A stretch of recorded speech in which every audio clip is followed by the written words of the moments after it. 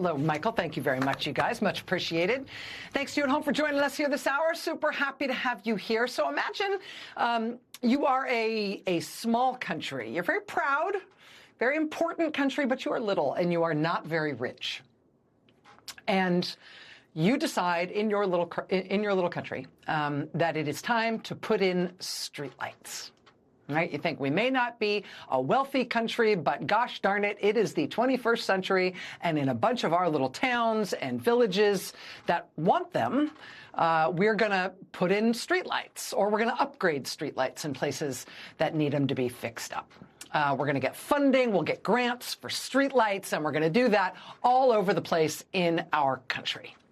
Now, if you are a town that wants in on this project, if you want some streetlights for your town, what your government tells you is, okay, here's how you're going to do it.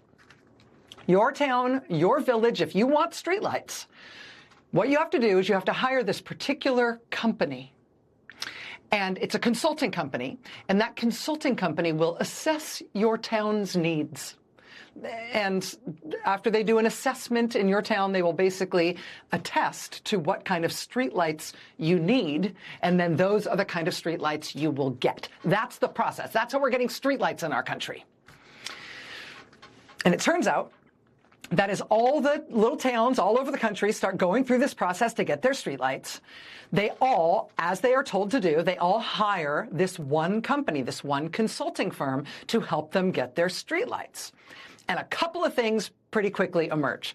First of all, that company, the company they're all told they have to use in order to get their streetlights, that company turns out to be owned by a guy who's in business with the Prime Minister's son-in-law.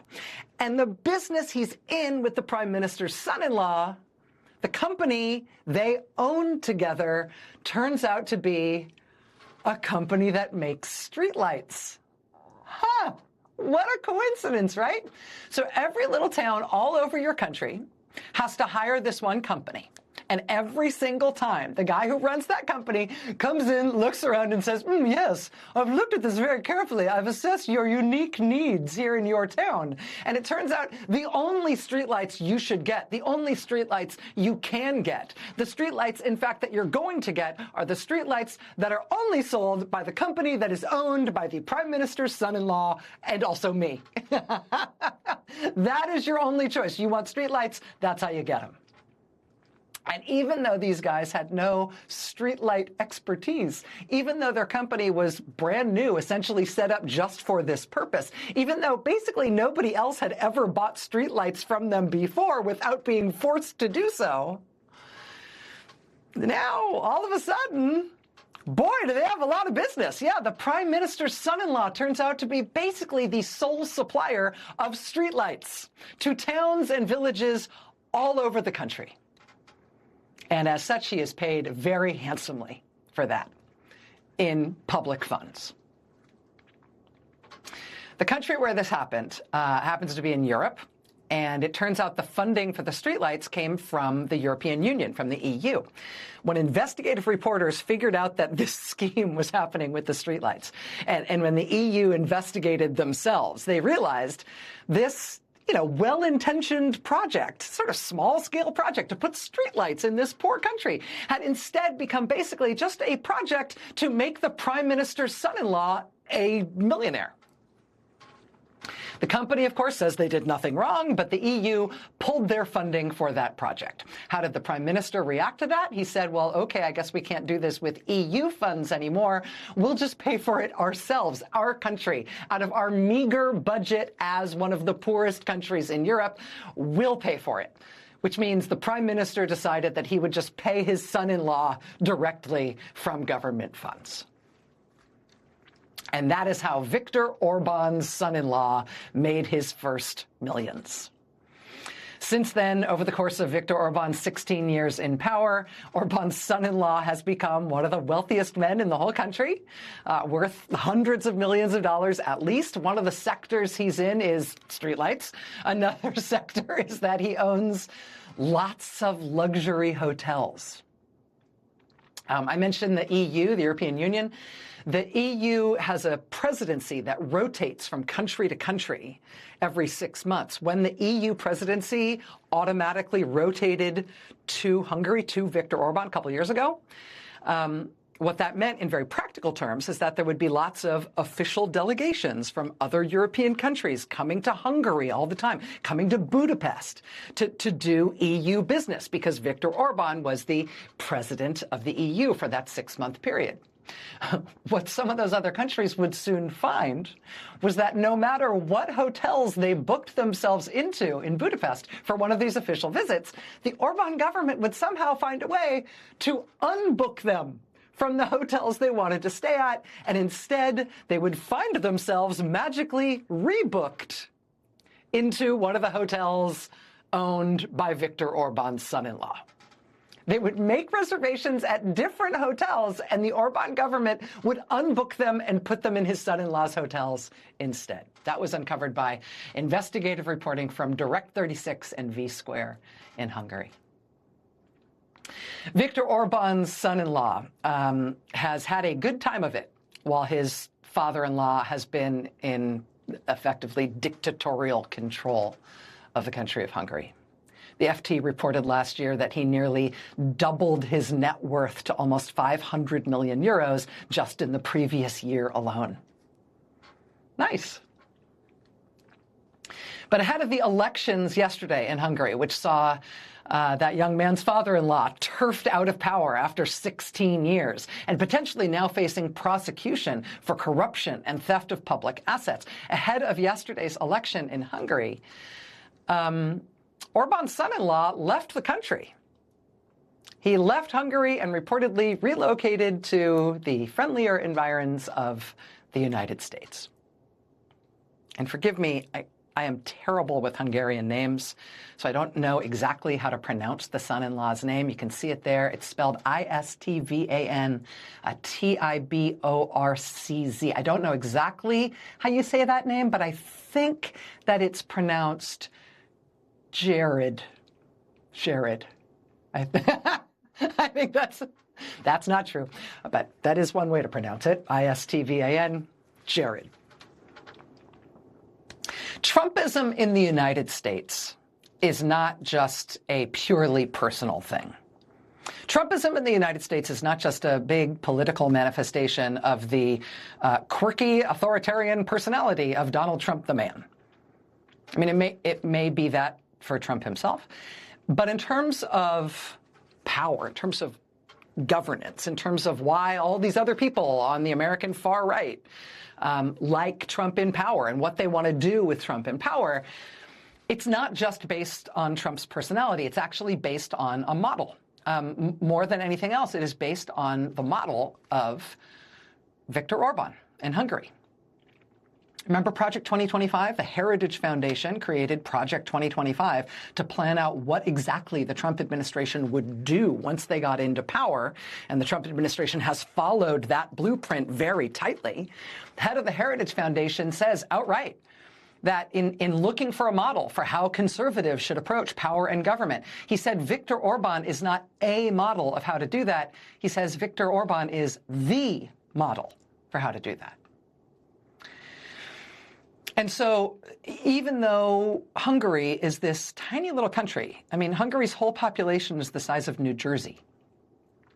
The Trump movement has nevertheless been obsessed with it from the very beginning. I mean, J.D. Vance, Vice President J.D. Vance, just called Viktor Orbán the greatest statesman, one of the only true statesmen in Europe. Under Orbán's leadership, Hungary has become, by some measures, the single poorest country in the European Union. Hungary is tied with Bulgaria for the most corrupt country in the European Union. It's got the highest cumulative inflation in the whole European Union. Hungary's inflation in the past 6 years is double what it is in the rest of the EU. Hungary's salaries are less than half the average of what people get paid elsewhere in the EU. Its unemployment is the highest it's been in 10 years. Its total economic growth in the whole country last year was an anemic 0.4%. 0.4%. That said, you know what? Our economic growth at the end of last year was basically just as bad. It was 0.5%. Because, you know, turns out all of these guys have all the same ideas. And it turns out illiberal authoritarian leaders are really bad for their countries. They might be good for themselves and their families, but their economic performance in particular is always terrible. And it's funny, what pushed out Viktor Orbán after all these years, I mean, his economic performance in office really has been absolutely terrible for the people of his country, as Donald Trump's time in office is turning out to be for us. But somehow, in Hungary, somehow Jared, I mean, whatever his name is, somehow Viktor Orbán's son-in-law has become one of the wealthiest people in that whole part of Europe. And then he has apparently fled that country with all of his money and come here instead. Viktor Orbán's close childhood friend, a plumber, who somehow became the richest person in the entire country of Hungary. He's rich enough that the political opposition to Orbán this summer started organizing field trips. They called them safaris for ordinary Hungarians to go to that guy's house, to go drive around the immense private zoo full of exotic animals that Orbán's best friend had built for himself after Orbán shoveled him so much money that he became a billionaire off of contracts from Orbán's government. Started off as a plumber, is now the richest man in the country with a huge private zoo. Thousands of ordinary Hungarians came. People came from all over the country, lines of cars stretching for miles, all there to see the private zoo Orbán's corruption had paid for with their tax dollars. You know how in this country we have people dressed up in inflatable frog costumes and stuff at our anti-ICE protests? In Hungary, people dress up in inflatable zebras, in inflatable zebra costumes, because Viktor Orbán's best friend had his billionaire private zoo stuffed full of zebras, brought there for his pleasure. Viktor Orbán is the model to American Trump supporters, to the people who have insisted on supporting Donald Trump in office. It is because they look at Donald Trump, they squint, and they see Viktor Orbán. Viktor Orbán is the model. He's the platonic ideal of what Trump's time in power is supposed to be. Their whole idea is that Trump is supposed to follow Viktor Orbán's lead, to read his blueprint and follow it, to use the power of the state to change the rules, to change everything so that he and his friends can never be removed from power, to make their illiberal regime election-proof. And with rulers like that entrenched in power so they cannot be removed, Orbán was the longest-serving leader in all of Europe when he was ousted yesterday. With guys like that effectively election-proof and entrenched in power in Western countries, like in Hungary, which is part of the EU and part of NATO, or like the United States, which is the United States. The idea is that if you've got a permanent authoritarian, illiberal ruler like an Orbán or a Trump in power indefinitely, you can break Europe, you can break the West, you can break NATO, you can chop up and divide the free world so that it becomes food for the permanent strongmen who will rule forever. That's the overall dream. And here is the really loud alarm clock that just went off and woke those guys up from that dream. Strongman authoritarians like Orbán and like Trump, their ongoing rule is not inevitable. It is not a fate that our countries cannot escape from. These guys are not permanently in power. They are not in power for life. As the disciplined, nonviolent, big tent, sustainable, growing resistance to Orbán started to coalesce, as Orbán started to look like he was going to lose, his supposedly unbreakable base of support just collapsed. The guy who just beat him is a former member of his own party. Nobody actually likes a corrupt despot. They all just support him because they think he's going to be in power forever. So you need to stay on his right side in order to get anything for yourself. When it becomes clear that that's not true, that the despot is not going to be there forever, it always, everywhere, always falls apart. It's like an ugly, mean, rich guy with a bad personality who gets lots of dates and lots of nookie all the time. And then somehow he loses his money. And he is shocked to find himself very suddenly all alone. I wonder what it was that people used to like about me that they don't like about me now. In the end, there is no one who is a true believer in a corrupt despot other than his henchmen and his family, and sometimes not even them. Did I mention that Viktor Orbán's son-in-law, the streetlight millionaire, has apparently fled to the United States now? Far-right authoritarian parties that are like Trump and that have been supported by Trump have lost in the past year in Germany and in France and in the Netherlands and elsewhere. But what happened yesterday, Viktor Orbán losing this election yesterday and losing in a wild, huge landslide election that just swamped everything he had done to try to make himself and his party election-proof. This is just the prototype that Trump and the Republicans had built for him, right? This is just that prototype crashing to the ground in spectacular fashion. So we're going to talk about that tonight with the former ambassador to that country under Joe Biden. One of the things the new opposition, now the new leadership of Hungary says it's going to do now that they have won and they've ousted Orbán, is they're talking about essentially re-democratizing their country. Not just prosecuting people for corruption and thievery, although they are going to do that, but they also say they want to undo the illiberal things that Orbán and his party did to break that democracy, to break and corrupt that country's government, to try to make Orbán's grip on power effectively permanent, to make it so elections really wouldn't work anymore. I mean, that effort failed yesterday. They were swamped by the opposition. After 16 years of Orbán, the people of that country rose up and threw him out in huge numbers. And so now the new leadership of that country, having ousted Orbán, they say they're going to reform their system so nobody can try to do what he did again. Nobody can again try to steal that democracy and turn it into a dictatorship. We're going to talk about that tonight because I think it's a salient lesson for the Democratic Party in the United States in thinking ahead about their electoral platform, for what they will tell voters they're going to try to do and what they should try to do if they get back in power, if and when they oust Trump and his party and his movement. A program of re-democratizing the United States that undoes and bans permanently the things Trump has been trying to do to turn our country into a strongman state, to undo our constitutional republic. So it's happening right now as we speak in Hungary, and it's a lot to chew on in terms of the path that is ahead for us.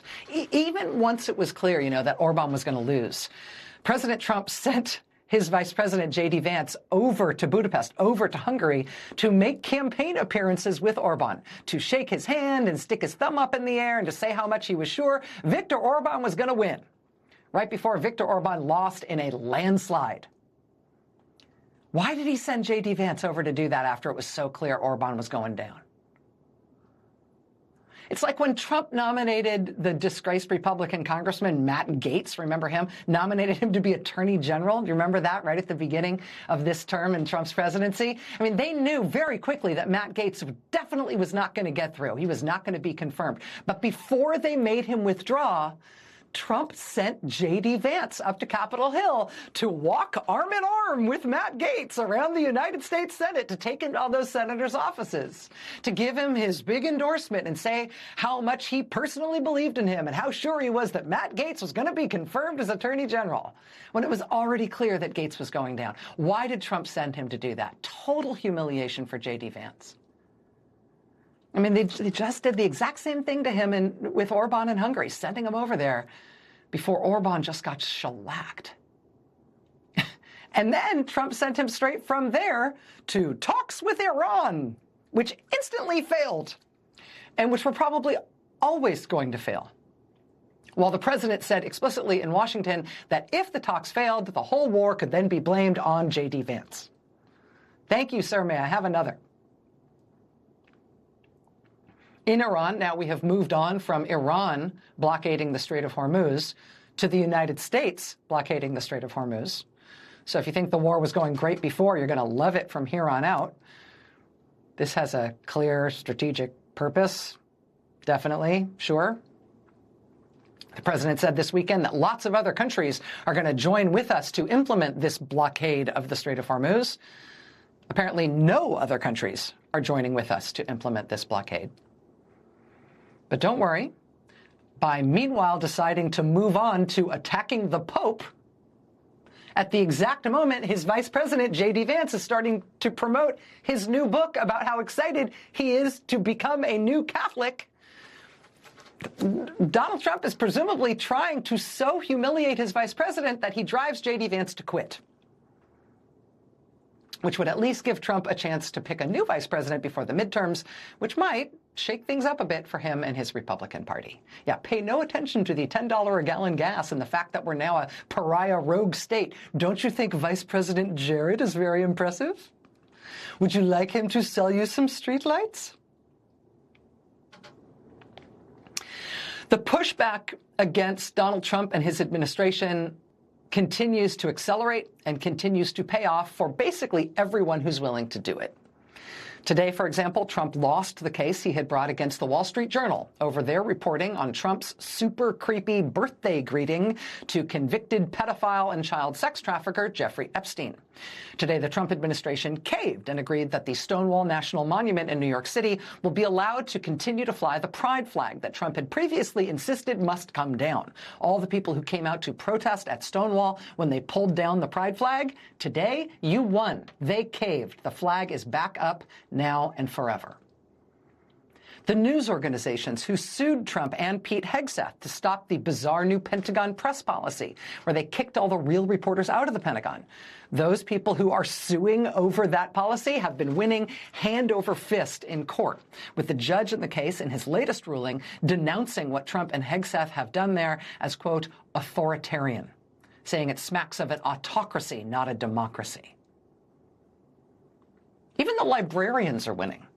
Librarians sued when Trump inexplicably tried to shut down the Institute of Museum and Library Services in Washington, which was created by Congress. It's not a high-profile organization, but if you're a librarian, it is. It's because that's the part of the federal government that funds libraries, and Trump tried to kill it.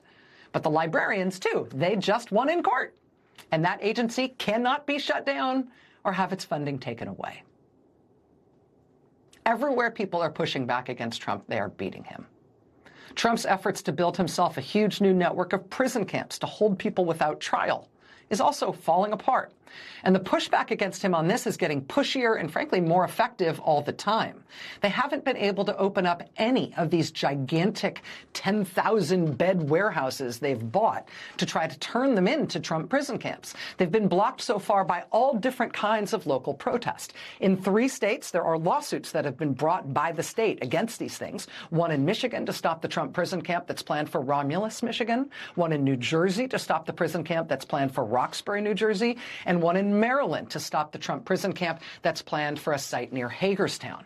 That one in Maryland has been successful thus far. It has already stopped ICE from working on that site to turn it into a prison.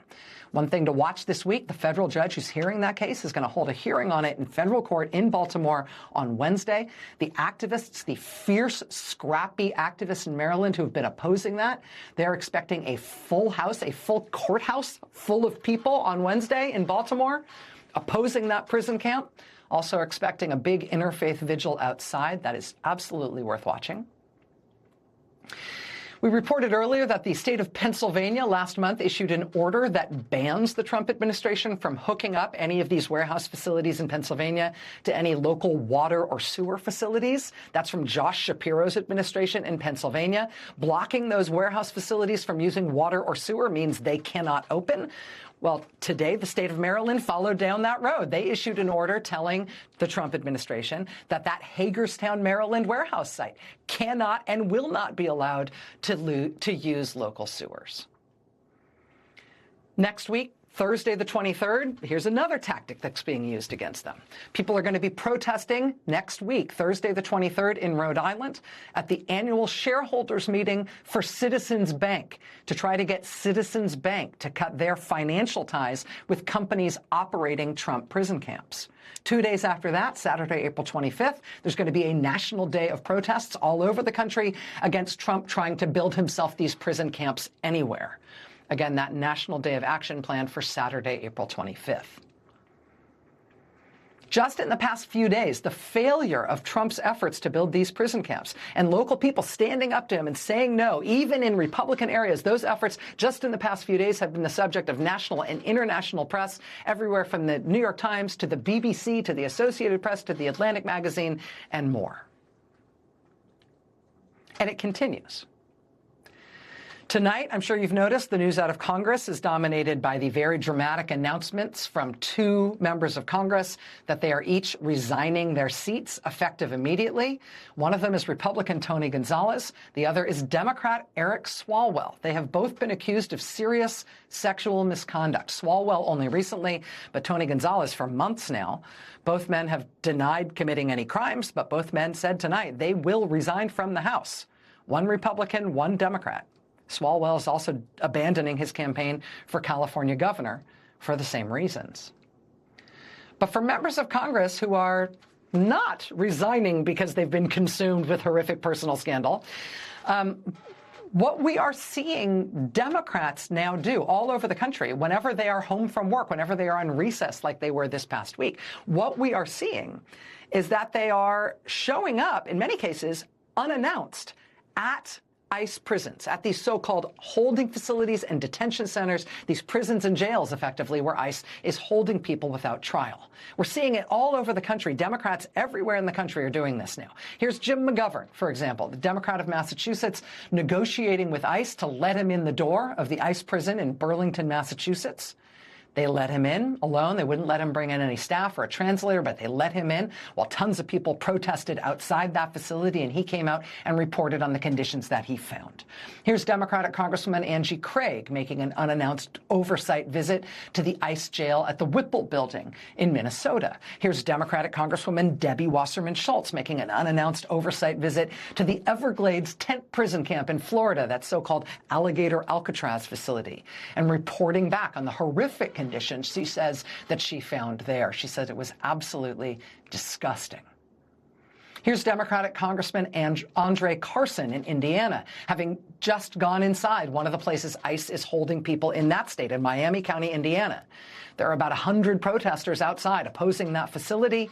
His oversight visit there coming just after yet another person has died in custody at that site, at that one ICE facility in Indiana that they've had 2 people dead in less than 2 months. In Mesa, Arizona, there's a really dramatic story to tell you about what just happened to 3 Democratic members of Congress there, involving a strange ICE facility that they've sort of hidden inside an airport. One of those Arizona congresswomen is going to join us in just a minute to tell us what she and her colleagues found there and how they knew to go there when they did, which is a very dramatic story, and also how shaken they all were by what they found once they got in. Again, this is a very dramatic story out of Arizona. We've got that coming up with the congresswoman in just a moment. But while the President of the United States is in the state of mind that he is in, while he is posting pictures of himself online that portray himself as Jesus Christ, while at the same time he is attacking the Pope, while his actions have slowed the economy to such a crawl that in other countries, that same level of economic stagnation is cited as a reason that country just rose up and overthrew its authoritarian leadership.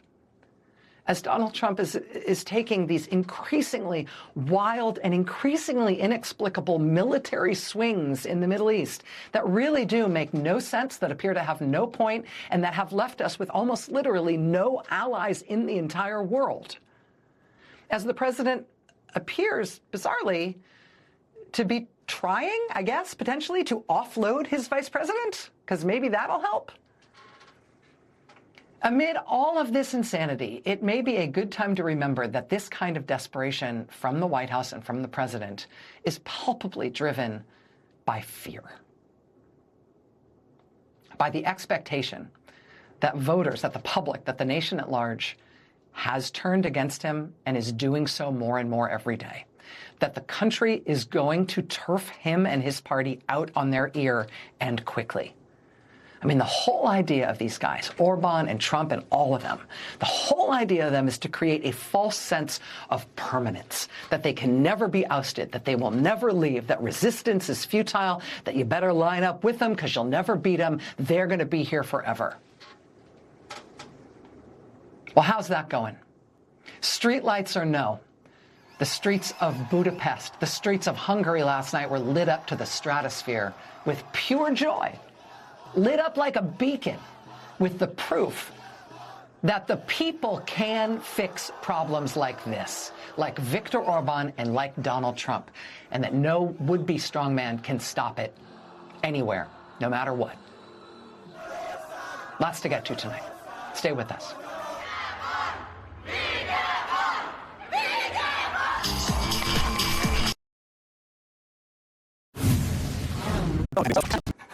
This sort of nondescript building in Mesa, Arizona is an ICE prison. You wouldn't know it from looking at it. It's right next to the Phoenix Mesa airport. But according to reporting from the Arizona Mirror, there's some real trouble at that facility. It's been dangerously over capacity. This place is officially rated to not hold more than 157 people at any one time. But the Mirror reports that on average, in the last year, there weren't 157 people there, the official capacity. On average, there were 274 people there per day. This is well beyond what it was built for and what it can safely hold. The Arizona Mirror also reports, though, that when two members of Congress scheduled an inspection at that prison in February, quote, the population of detainees began to decrease to some of the lowest numbers the facility had seen all year. And then, quote, almost immediately after the inspection, those numbers began to climb again. So that's reporting in the Arizona Mirror that broke on Thursday this past week. They've been all over this story, this low-key facility that you wouldn't even know was there unless you knew it was there. And what they found was that this facility has been really dangerously overcrowded. But when a couple of members of Congress said they were coming, they brought the population way down. So when the members of Congress were there, it would look all well-run and look all official. And then as soon as the members of Congress left, the population numbers went way up, and it got way more crowded again. The Arizona Mirror, again, broke that story last Thursday morning. Here's the amazing thing that then happened. I said that was two members of Congress who planned that trip in February.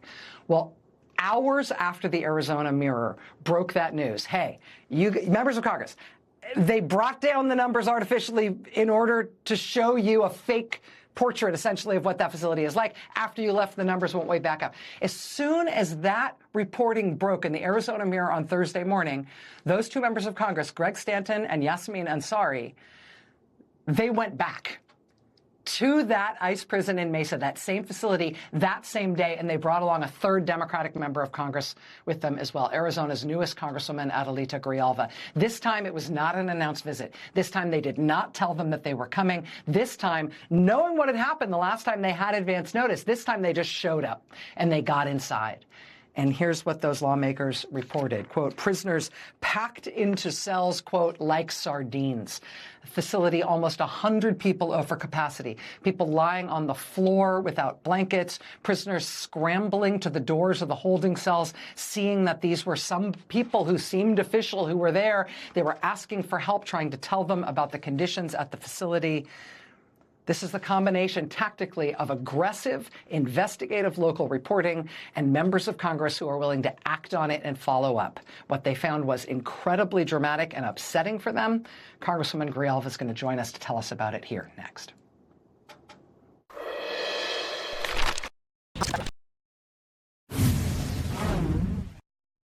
People are being treated like there's no way that we could treat animals like this. People would be outraged, but apparently it's fine to treat people this way. It's disgusting. That was Congresswoman Adelita Grijalva, moments after touring the ICE immigrant prison in Mesa, Arizona. This prison has reportedly been dangerously overcrowded. That is a fact that the prison seems to have tried to hide from Congress when the Arizona Mirror reported that the number of people at that facility had been artificially brought down to a safe number before members of Congress had made a planned visit in February. Adelita Grijalva and two other Democratic members of Congress responded by going back to the facility that night for a non-announced visit. She says prisoners there they found were crowded in cells like sardines. She says, quote, it was frightening in there. She said, quote, it is disgusting. Joining us now is Congresswoman Adelita Grijalva. Democrat of Arizona. Congresswoman Grijalva, it's an honor to have you with us tonight. Thanks for taking the time. Thank you for having me. Tell me about your decision to make this unannounced visit. I know a little bit about the Arizona Mirror's reporting and about the previous announced visit by a couple of your colleagues, but tell me how you ended up there this past week. Well, I think so much of the initial rumor was that there was a hunger strike. And so we wanted to go and see what the facility looked like. And when we went to the door, it's like a vacant office building. There was no indication of what was there. We actually saw activity around the corner where there were several detainees in like 2 different charter buses. So we went over there, grabbed their attention there, and then encouraged somebody to come out. And they said, well, did you set an appointment? I said, we don't have to do an appointment anymore. We can come in. And then ironically, the paperwork that they have us sign pledging that we will not take any recording devices, we will not speak to detainees, all of the other rules that they have literally reference and the March 2025 decision that allows members of Congress to go in without announcement. So I think that that is what we're going to have to do more and more often. This was at 10:30, 11 o'clock at night. And there were also 2 charter buses that had about 80 people each in those buses. So I kept asking, were these people in this facility and where would they fit? Because literally people are packed in so tight that if they said, everyone take a seat, they physically would not be able to without sitting on top of each other. Wow. Yeah, it's pretty We're horrible. noticing. Yeah. Sorry, I was just going to say, we're noticing that a lot of members of Congress seem to be starting to do what you and your colleagues did in Arizona. We've seen just in the past few days, members of Congress do this in Florida and Indiana, in Massachusetts and other places, Michigan, Minnesota. Is this a coordinated effort by Democrats in the House, or does it just so happen that everybody's sort of realizing whenever you guys are out of Washington, this is something that you can do in your home states and your home districts? That's exactly what's happening, at least for me, because I visited 2 different facilities and had to wait the 7 days. They asked, who I was going to speak to because I need to have paperwork filled out because they have to prove that they're a constituent of mine. In this specific case, we'd walk by and I'm the only one who could speak Spanish of my colleagues. And so most of the people there spoke Spanish from different countries. One woman indicated that she had already had all of her disposition done. 44 days ago, she was at an airport getting ready to be deported without argument. And for whatever reason, she said, I don't know why I'm still here. They picked me up. They keep moving me around. Like, when can I get home? And to me, that speaks more to what's going on in our private prisons and the fact that every person that's there, someone's getting paid. And the vast majority of people that are detained right now, of the over 70,000 people, are detained in private prisons.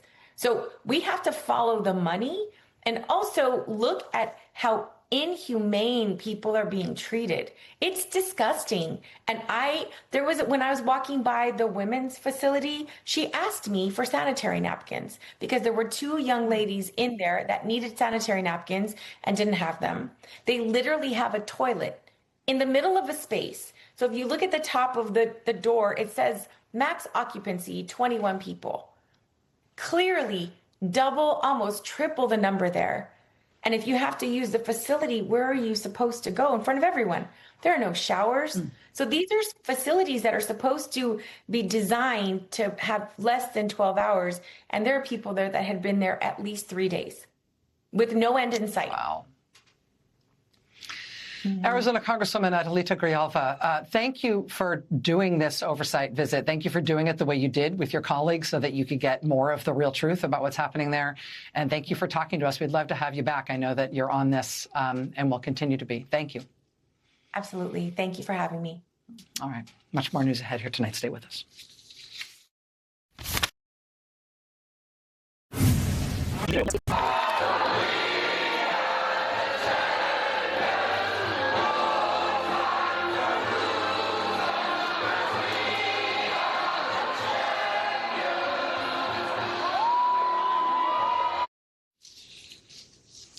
A very big party broke out in Budapest, in Hungary yesterday, after voters there decisively ousted Viktor Orbán. The authoritarian prime minister held power for 16 years. Now the people of Hungary have officially unyoked themselves from him. This has particular resonance in our country. And in our country, few people understand the meaning of it more than David Pressman, who served as President Biden's ambassador to Hungary from 2022 until 2025. He moved to Hungary with his husband and their 2 kids the year after Orbán banned gay people from appearing in kids' books or TV shows in that country. As America's ambassador to Hungary, Pressman was attacked by Orbán and his party relentlessly. But now the people of Hungary have very, very decisively shown Orbán the door. And this happens while the American right is reckoning with this dramatic political collapse of a man they thought would never leave power, a man they saw as having written the blueprint they most admire for permanent right-wing, illiberal strongman rule. Joining us now is former U.S. Ambassador to Hungary, David Pressman. Mr. Ambassador, thanks very much for being here. I appreciate it. It's great to be with you, Rachel. Thank you for having me. Were you surprised by the election results? You know, I was surprised that the Hungarian people were able to, and Peter Magyar as a candidate, was able to penetrate the incredibly aggressive propaganda network. I mean, for 16 years, Viktor Orbán has been telling the Hungarian people stories about things that are not real to distract them from things that are real. And the reality is that he's presided over a country that is now the poorest country in the European Union, the most corrupt country in the European Union. And I think Peter Magyar's point this morning, which is important for your viewers to understand, he described he had a press conference this morning and he was interacting with some foreign reporters and he said, you know, I don't think you guys understand. This was like North Korea-like propaganda. And and Magyar's right. Orbán was able to use this intensive propaganda machine to really change the cost-benefit calculus for Hungarians to engage in politics. And so when I see those crowds in the street, it fills my heart and gives me hope. These are brave Hungarians who believe in their country, who are patriots, and who deserve our admiration. With the new leadership taking over, what do you think are their prospects or even their aims for re-democratizing that country? That's obviously something that has a lot of resonance for us when we think about a post-Trump era that is coming in our country, trying to undo some of the Orbán-style, Trump-style changes to try to achieve effectively autocratic breakthrough, to try to achieve the conversion of a democracy into a permanent strongman state. Well, you're exactly right to ask the question. I mean, the unwinding of the state capture that has gone on is going to be an enormously challenging and enormously important effort. So, for instance, just to give you an example, I mean, the Fidesz operation has taken over public universities. They've taken the public universities in Hungary. They've created so-called public interest foundations, which are actually private foundations. The party, Orbán's party, has then installed the boards of directors of those foundations and granted them lifetime tenure. And then have moved the assets of all of the public universities into these foundations. So effectively taking what were public universities and turning them into the control of a single political party, Viktor Orbán's political party. Peter Magyar's victory in this election doesn't change all of that. It doesn't change the fact that Viktor Orbán's party has created what they call a constitutional court, but really is just a parallel judicial instrument that has jurisdiction to hear any time the normal court system rules against the government can take their case to this purported constitutional court. And of course, Fidesz has appointed all of the judges of that court. So the challenges of unwinding this, of making sure that democratic institutions can actually function in a neutral manner, are going to be enormous. And one of the things you heard Magyar say last night was he began to list the names, the offices of the people he expects to resign, beginning with the president of Hungary. And the reality is these people have been put into these positions of power, not because of their service to their country, but because of their loyalty to Viktor Orbán. Former U.S. Ambassador to Hungary, David Pressman, really wanted to talk to you today as soon as I learned the news. Thank you so much for making time. It's great to see you, Rachel. Thanks so much. We'll be right back.